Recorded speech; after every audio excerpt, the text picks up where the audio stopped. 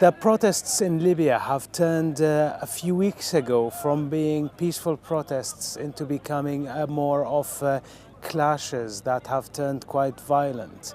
And that has led to many people, and we know, Libya has a lot of people who are foreign workers, feeling unsafe and trying to flee across the Egyptian border first and then the Tunisian border.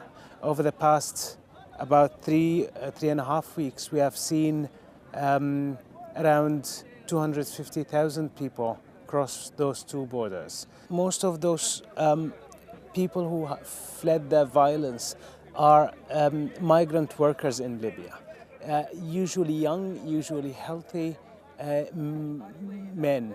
The Egyptians could be transported to their country, to Egypt, quite fast.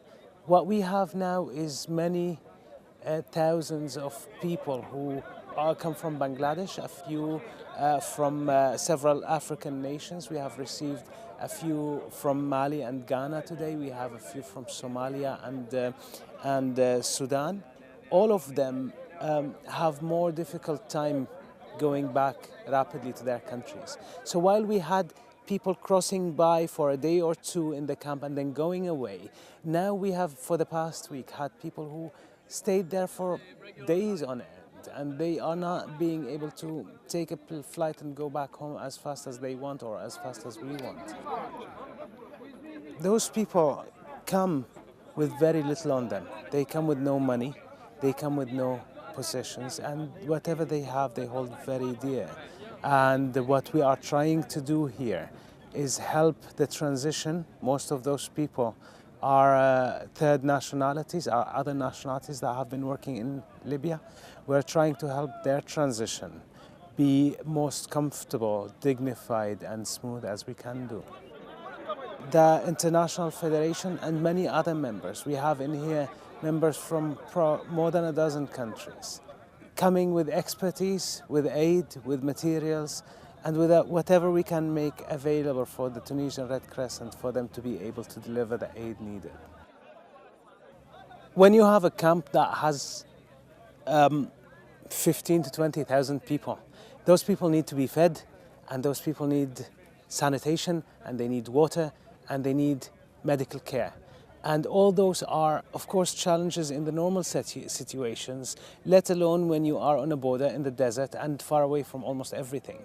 And we've taken on ourselves, the Tunisian Red Crescent and the Federation, with a lot of support. We've taken on ourselves, before anything else, to provide people in that camp with latrines. And latrines are extremely important for health impact. They prevent people from getting sick, but they also are important for preserving people's dignity. We are providing food, and again, cooking 8,000 meals a day is no little business. Feeding all those people has been done day in, day out by the Tunisian Red Crescent volunteers, providing the food, purchasing, delivering, and cooking it. There is a lot of work still to be done.